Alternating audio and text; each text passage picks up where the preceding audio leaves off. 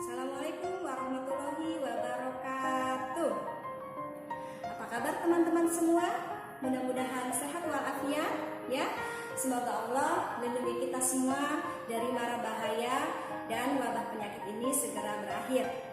Yuk sama-sama kita buka pertemuan ini dengan membaca basmalah. Bismillahirrahmanirrahim. Kali ini kita masuk ke subtema 3. Ayo selamatkan hewan dan tumbuhan. Pertama, kita akan membahas membuat kesimpulan berdasarkan teks laporan pengamatan. Yang kedua, yaitu kita akan membahas cara pelestarian hewan dan tumbuhan. Kemudian, yang ketiga adalah penerapan sila-sila Pancasila dalam kehidupan sehari-hari terhadap pelestarian hewan dan tumbuhan. Yang terakhir adalah kita akan membahas tentang profil negara-negara ASEAN.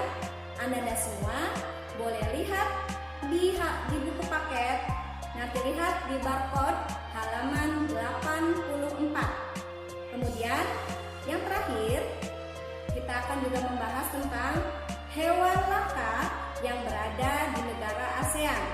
Nanti Anda juga boleh lihat barcode halaman 105. Assalamualaikum teman-teman. Hari ini kita akan belajar tentang membuat kesimpulan berdasarkan teks laporan pengamatan. Nah, membuat kesimpulan berdasarkan teks laporan pengamatan yaitu yang pertama, tentunya kamu sudah belajar membuat kesimpulan teks ya. Ayo ingat kembali. Yang kedua, kesimpulan teks adalah pendapat atau tanggapan yang sesuai dengan informasi teks. Yang ketiga, laporan pengamatan adalah tulisan yang dibuat berdasarkan hasil pengamatan secara langsung. Nah, selanjutnya untuk membuat kesimpulan berdasarkan teks laporan pengamatan yaitu kesimpulan dibuat dengan mengambil intisari atau informasi penting dari teks, kemudian disusun dengan kalimat atau bahasa sendiri. Selanjutnya, berarti untuk membuat kesimpulan terlebih dahulu menentukan ide pokoknya ya. Oke, selanjutnya teman-teman bisa lihat contohnya. Silahkan scan video halaman 79. Selamat belajar ya kawan-kawan. Kita lanjut ke materi pelestarian hewan dan tumbuhan. Nah, di sini peranan hewan dan tumbuhan bagi manusia diantaranya yang pertama sebagai bahan makanan, yang kedua menjaga keseimbangan ekosistem, yang ketiga untuk perkembangan ilmu pengetahuan.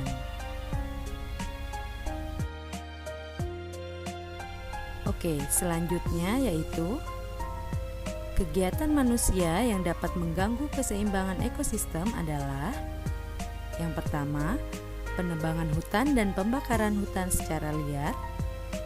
Yang kedua, membuang sampah atau limbah sembarangan. Yang ketiga, penambangan. Yang keempat, penggunaan pupuk dan pestisida yang berlebihan. Dan yang kelima adalah perburuan liar dan penangkapan ikan secara liar. Oke, selanjutnya yaitu contoh hewan langka adalah burung cendrawasih dari Papua, burung jalak Bali, badak bercula 1 dari ujung kulon, komodo dari NTT, anoa dari Sulawesi, orangutan, dan lain-lain. Selanjutnya, contoh tumbuhan langka adalah Rafflesia arnoldi itu dari Sumatera, Amorphopalus titanium yaitu bunga bangkai, cendana, bunga edelweiss, kayu jati, batang gaharu, dan lain-lain. Nah, sekarang cara melestarikan hewan dan tumbuhan agar tidak punah antara lain. Yang pertama, melarang perburuan liar. Yang kedua, membudidayakan hewan dan tumbuhan langka. Yang ketiga, melakukan reboisasi atau penghijauan kembali. Yang keempat, mengganti penggunaan bagian tertentu dari tubuh hewan dengan bahan sintetis. Bagaimana teman-teman tadi? Sudah melihat videonya? Alhamdulillah kalau sudah melihat. Mudah-mudahan video tadi dapat membantu teman-teman semua untuk dapat mengerjakan tugas ya. Selamat mengerjakan tugas-tugas yang nanti akan kita share. Tetap semangat. Assalamualaikum